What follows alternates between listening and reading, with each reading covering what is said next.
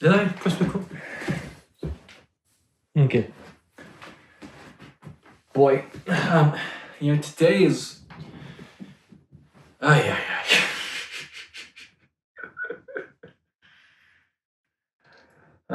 Today is one of those days when you've basically done everything under the sun to get yourself going. And it's like you've become numb to everything. Nothing left is just, drug yourself up. I'm not a fan of that. I've never been a fan of that. I've always have a more holistic approach to my body and trying and staying healthy, exercising, and all that. I always try and avoid, the painkillers and all the other stuff. Even though you've, worked an absolute insane amount of hours this past few weeks, I always find it better to meditate, to maybe go for a walk, go to the gym, exercise, drink plenty of water, and that kind of stuff, and just toughen up and let's just get through it. That's my approach anyway. But with that being said, this is one of those moments where you just need to grind it out.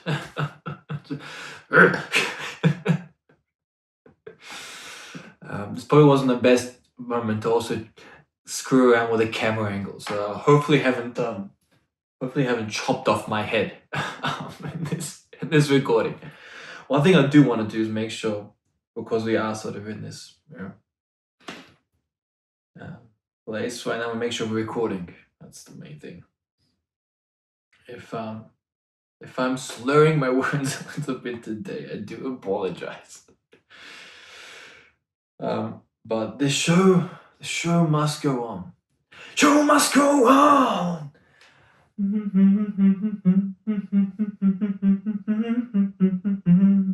Show must go on. Show must go on. Great song. If you're not familiar with that song, Queen, Freddie Mercury, just, hey, Freddie Mercury, man, just, show must go on, check it out. Kill the song.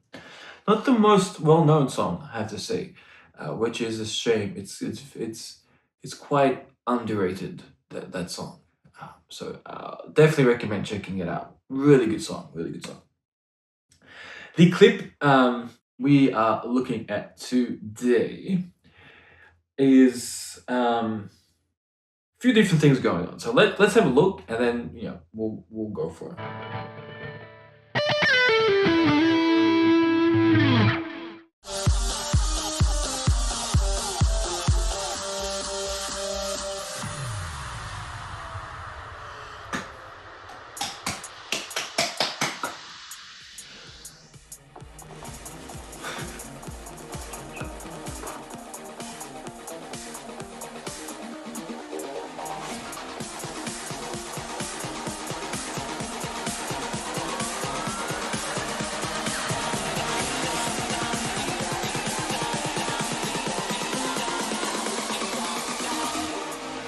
Take it on.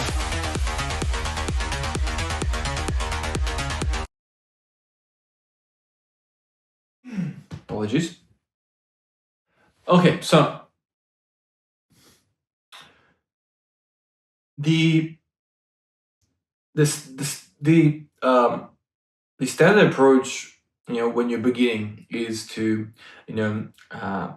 take a section of the end, and then take a section of another song after the beginning, and then you're blending them two together. Okay, standard stuff for anyone that's starting out. I recommend starting with that. The sort of next stage of that,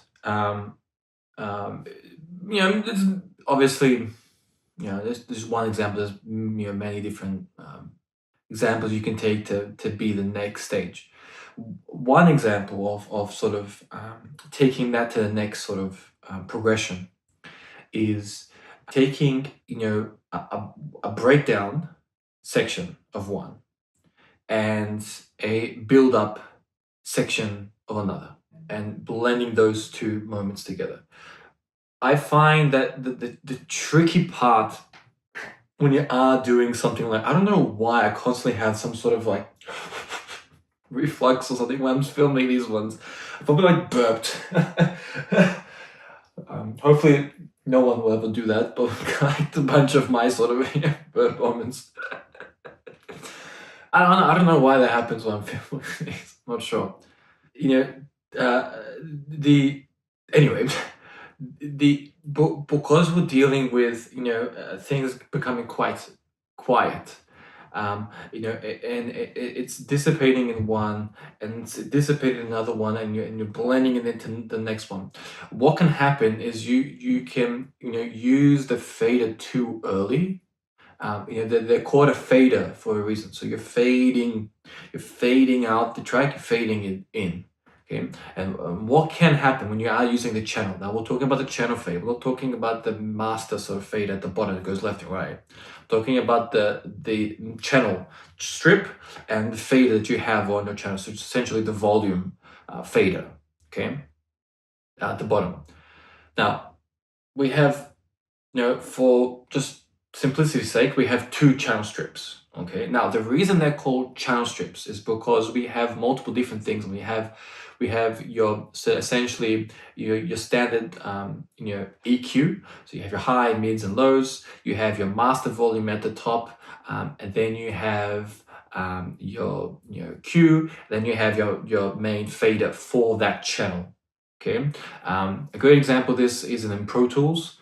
For anyone who's using Pro Tools for recording and stuff like that, one of the great plugins that they have available is the channel strip plugin, which I highly recommend you use when you are doing just sort of mixing stuff. Great plugin, very versatile, has everything you need on there. And the reason it's called the channel strip because we have a channel full of several different applications, and we refer to that as one channel. Okay, so when we have multiple different selections in your digital DAW, it's appropriate to call them essentially stems or individual channels that we have available. Just some sort of general terminology that is appropriate to use. So we look at the decks. Okay, the appropriate term to use is channel strip, and for this example, we say we have two. Okay, and they both have their own faders, and what we want to do in this example is we're finishing with one and it's fading out and it's kind of having a fade, but it's not at the end of the song. Okay, this is where that progression from dealing with the sort of beginning approach where you are sort of fading out of one and bringing in other. The simplicity there is that once finishing, you don't have to worry about it so much and into the next one, and you can just essentially just remove it once it's ended.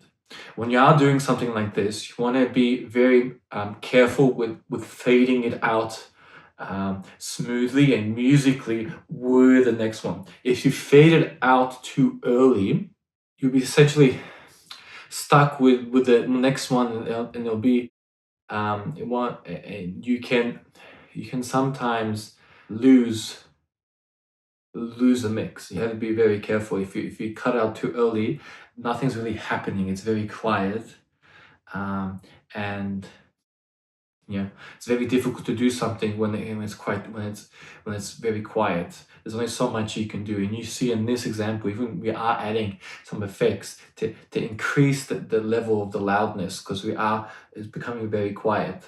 You just want to be careful when you're doing something like this. You can lose that mix. So that's something you just want to be mindful of. The next thing is you want to do it musically. Now, what does that mean? Okay, you want to be counting with the song. So 1, 2, 3, 2, 2, 2, and then as you're fading, you're bringing in gently the next one.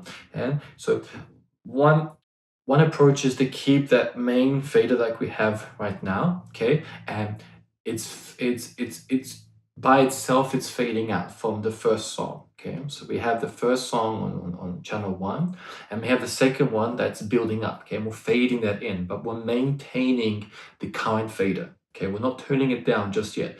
We're maintaining it, and we're bringing in the next piece, okay? Now, when you pass about halfway, I would say 50%, okay, of your second channel fader, when you bring it in, that's when you can start decreasing the first channel and the current song that's playing. And you want to gently start decreasing it, meet at about halfway. And then when you've sort of got to that sort of 50% mark, then you start changing and you start bringing in the next song and you start fading out the other one. And that crossover point is what you want to be careful with, because if you cut it out too early, then you're into the next one too early. So you just want to be gentle, and that just takes practice. Is switching over, add some effects, and then you're straight into it. Now, the ability to do that, adding effects and everything, that just takes time.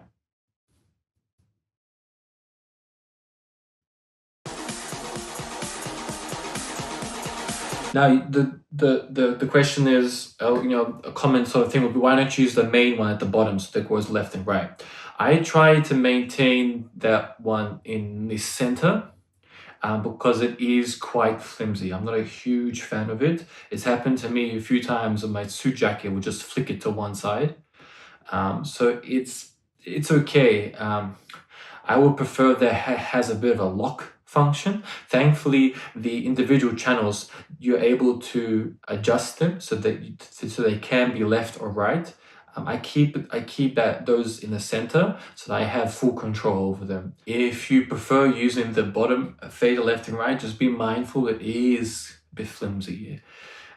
You can do this approach, from left to right. It's just it's not as flexible. It's not as I don't find it as musical. So you just want to be mindful of that. So let's have a look at one more time. Okay. So now we're playing the song when that sort of beat hits. So da da da now. Okay.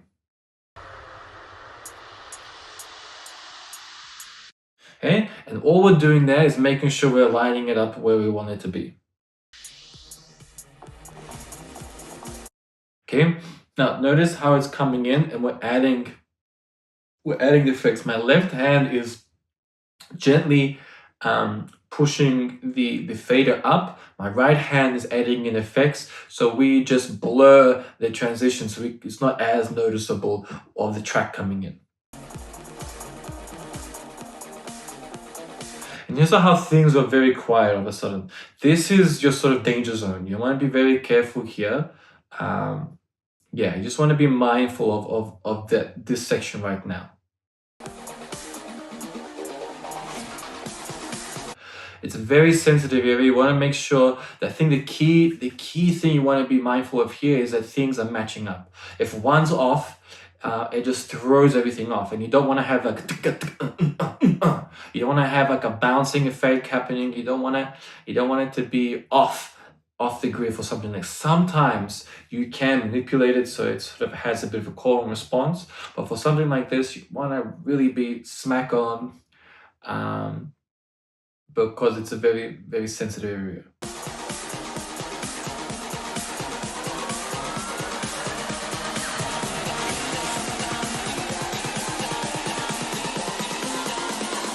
For something like this, we're keeping the main fader in, because I am a bit concerned about the volume, so we're currently keeping it in. We're bringing in that next one. We're maintaining the volume that I want. We're adding in the effects. Turn Take It On.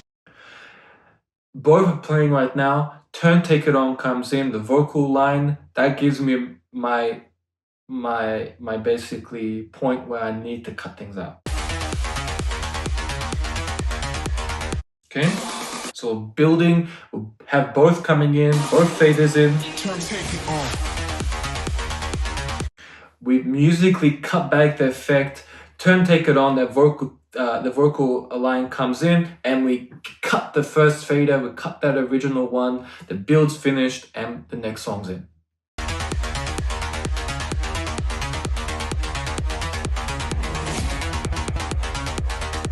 We're adding a bit of a beat double to enhance the groove a little bit. And for me, once that happens, we're back in. We're back in the sort of safe sort of zone.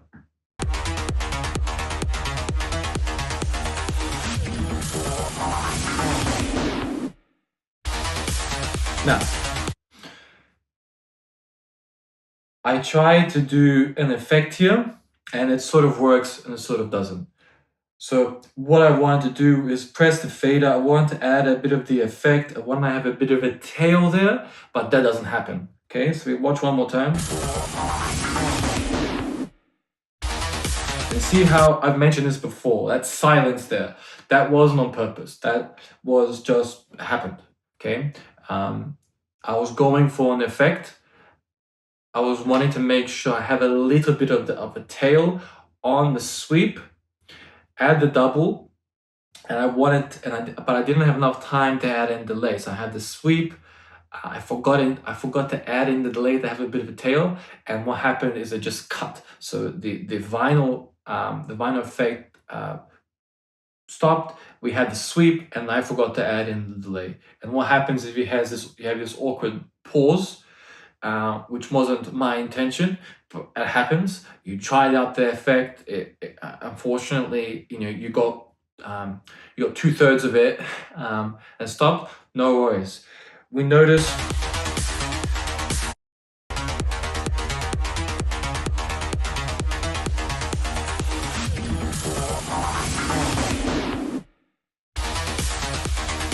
and we just keep going.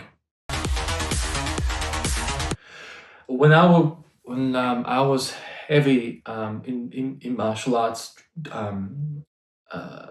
several years ago, when there was a key principle that we learned from the training. And that key principle was maintaining your focus, maintaining your intention, and the key there was when you are demonstrating, when you have a demonstration or you are performing, a particular kata or discipline, no matter what happens, you maintain your focus.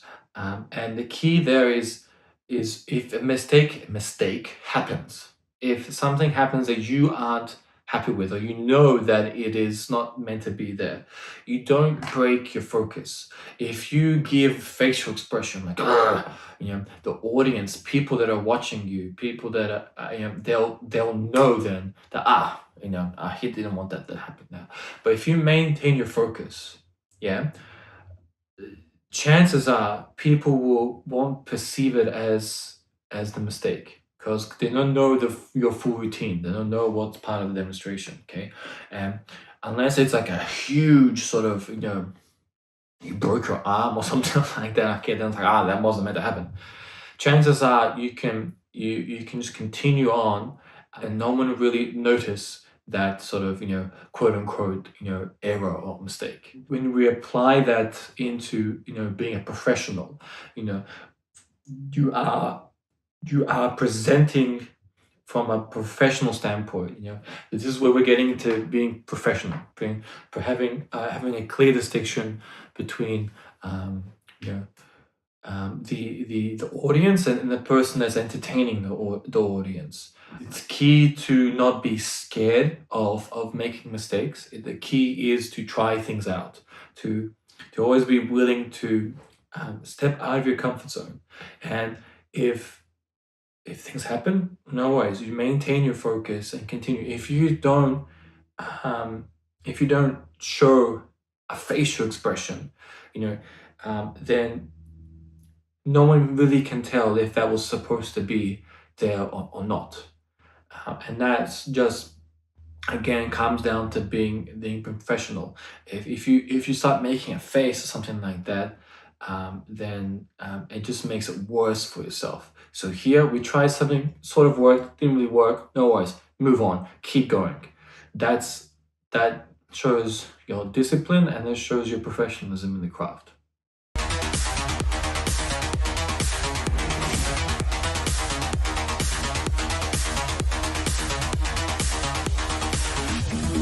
Turn take it off.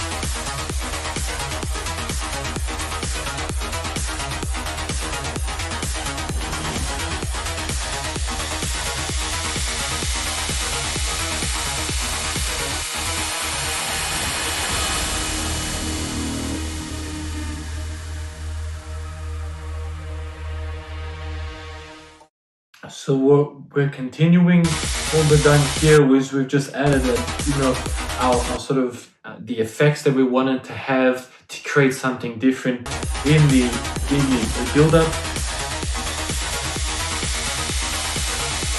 Doing a sort of signature sort of effects and sounds.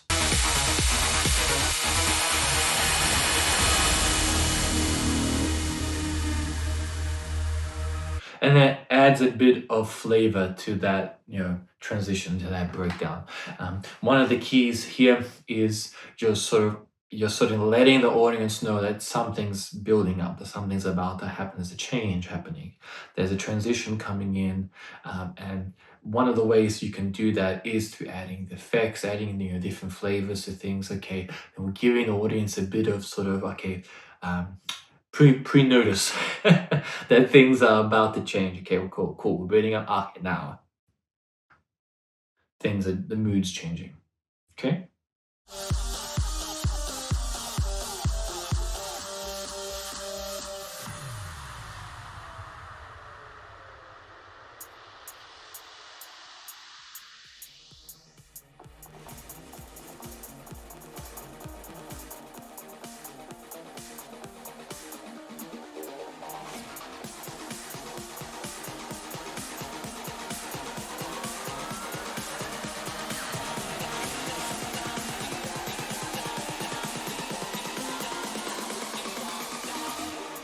Turn take it off.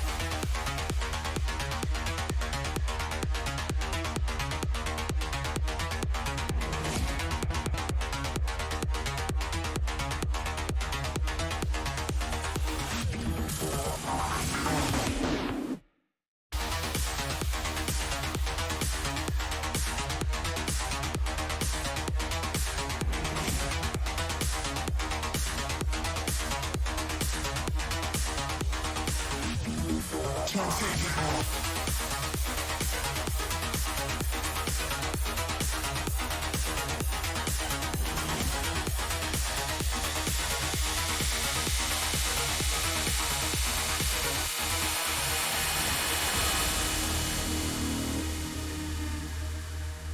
Cool. So awesome. Let me stop that. Okay. Awesome. So some really important things to consider here. Stepping up your sort of transitions into taking the sort of breakdown of the first song, build up of another one, blending those two together, being careful of the volume when you are fading. In this example, we kept the first fader, second fader all the way in, and then we cut it. That's one way of doing it. Another way is what I mentioned about going about 50-50. That works when you have a good amount of voltage, volume that you can deal with, and then you can add in delays and stuff like that. For this example, we didn't have much volume to work with. Even when I was adding a bit of the delay and stuff like that, I was struggling to really maintain the tension in the mix that I wanted. So we wanted to keep the fader in, keep the second one in. Everything builds up. Ideally, I would have wanted to cut when that vocal came in, but I decided to keep it in, create a bit of a blur, and then cut into the next one. I think that going forward, I would sort of want to make sure I improve that. I would want to have a bit clearer distinction between that transition. Make sure that the vocal is clean, and make sure it's cut before that vocal comes in. So it's a little bit sharper. It's a little more intentional. And that way the next section comes in a little more coherently. It's a bit of a blur. Following that, if you are in a situation where you try something out and then a mistake happens, or it's not the way 100% that you wanted it, no worries. Maintain your focus, maintain your professionalism, and keep going forward. And you can always have your revenge later in the mix and try it again. Just because it didn't work the first time, don't be then completely lose it. Just maintain your focus and keep pushing forward. That's key. Lastly, it's always good to give a bit of a warm up, and when you are using effects, is particularly when you are transitioning. It doesn't have to be just when you are wanting to transition to another song. It can be of the current song, but you're adding it a little bit more, just because then you have a little bit more wiggle room to sort of, okay, now I can just have a bit of space here, focus on the next track, what I want to do in the background, cue points, stuff like that. And we don't have to add too many effects later in. So that's just something to be mindful of. And another way that you can have the audience be a little more intertwined with what you're doing. There isn't so many ups and down, up, down, up and down. You give an audience a bit of prep, they know what's about to happen, and it's a little bit smoother. Okay, awesome. Thanks so much for joining me. We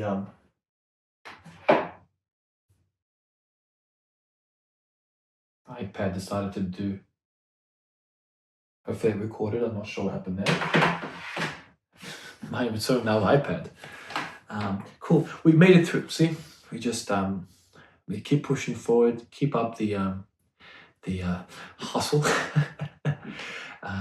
And tomorrow is a new day. Hopefully, we feel a little bit better. But anyway, important thing is we got it done, and we keep pushing forward. I will catch you on the next one. Thank you so much for joining me as always, and see how you go. Let me know how you go. Some really cool things you can do here. Yeah, that's it. Bye. See you soon.